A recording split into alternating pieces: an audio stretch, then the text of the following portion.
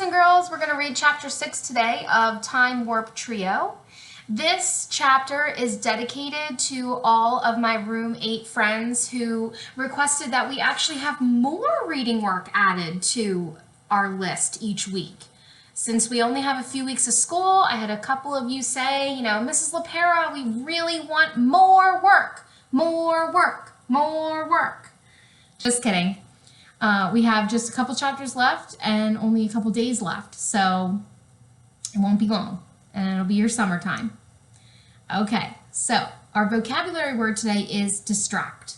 So distract is a verb that means to make the person so that they can't pay attention. You can distract someone by talking loudly, making noises, or moving your desk at school.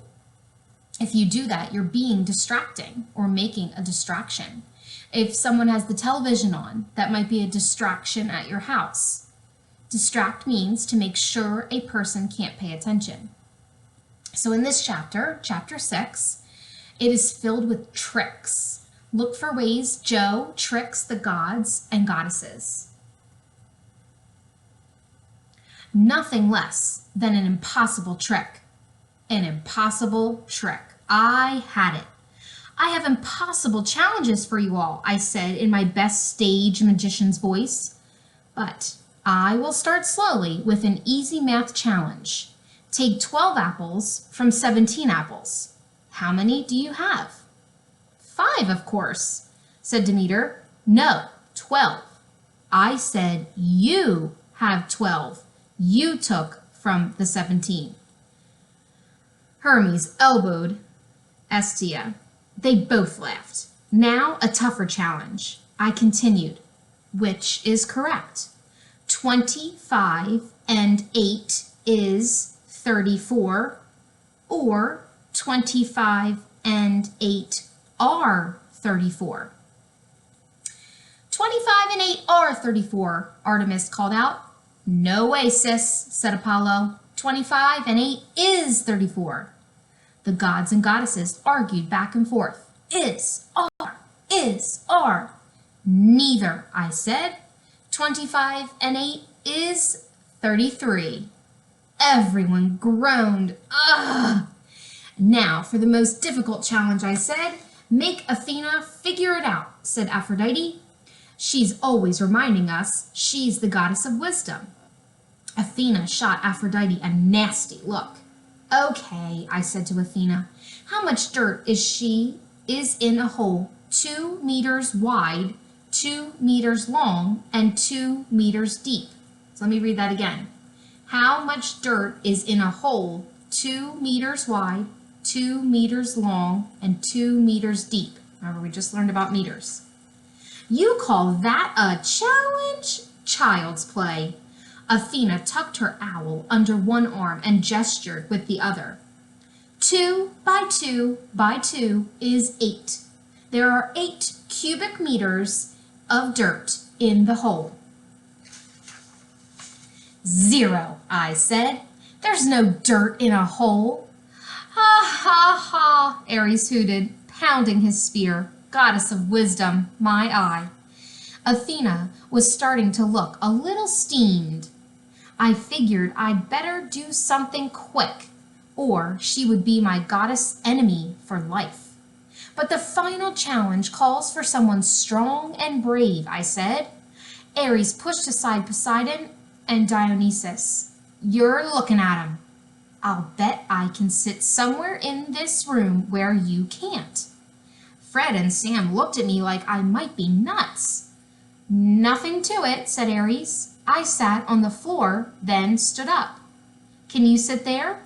Ares sat on the floor, then stood up. Easy. I sat on Zeus's throne, then stood up. Can you sit there? Fred and Sam looked at me like I was definitely nuts. Ares sat on Zeus's throne. Simple. I sat on Ares' lap.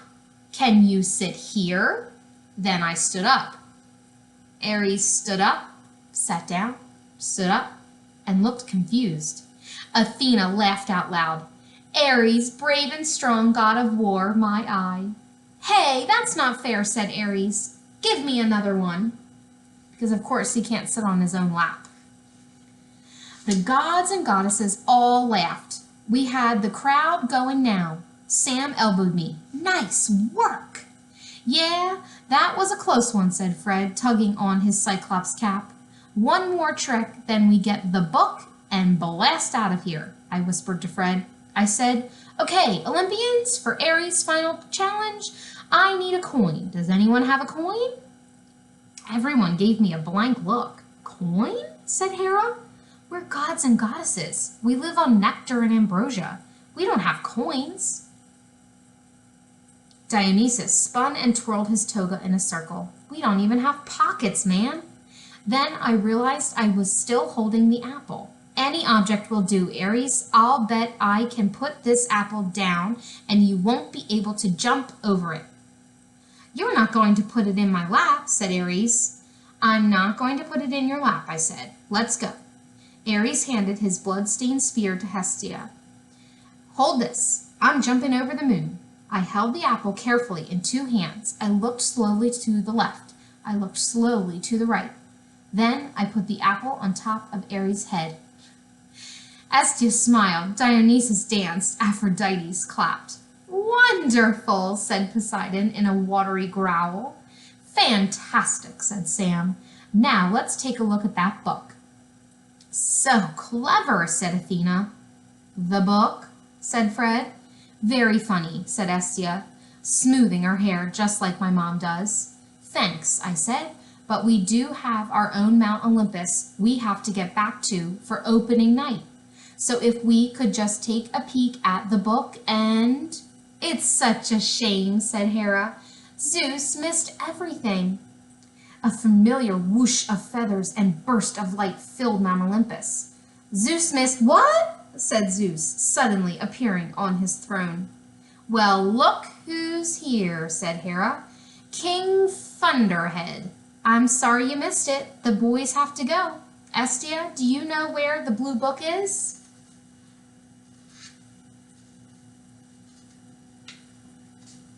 Of course, said Hestia, goddess of home. It's on the bookshelf. Not so fast, thundered Zeus, crackling and shooting off little sparks. He looked a little shocked and frazzled since we saw him last. Your new friends were going to trade me the book for that thunderbolt here. He pointed to Fred's aluminum foil weapon.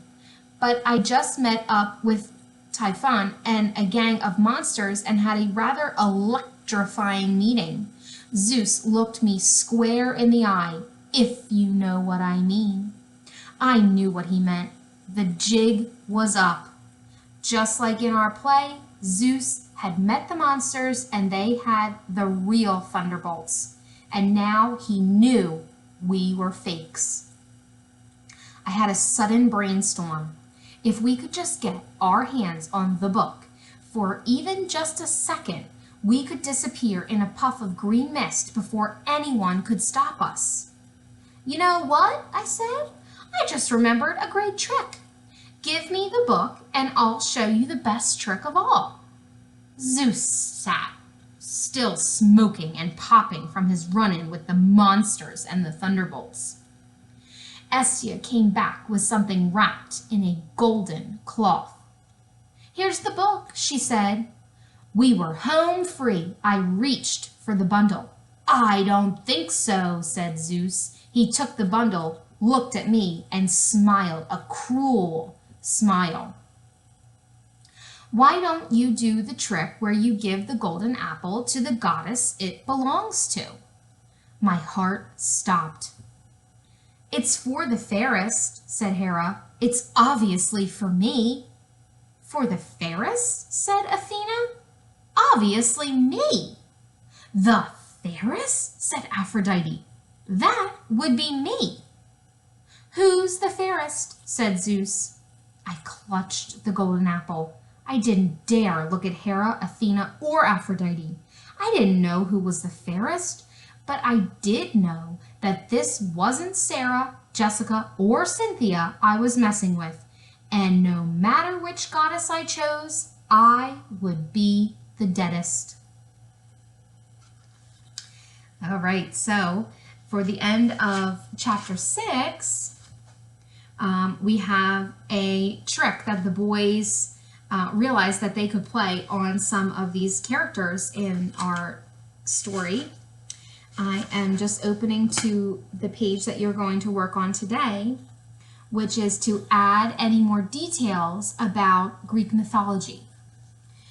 So hopefully you've been adding some of the characters that we learned, and then you might want to add that they liked to do tricks, even if they were the ones being tricked.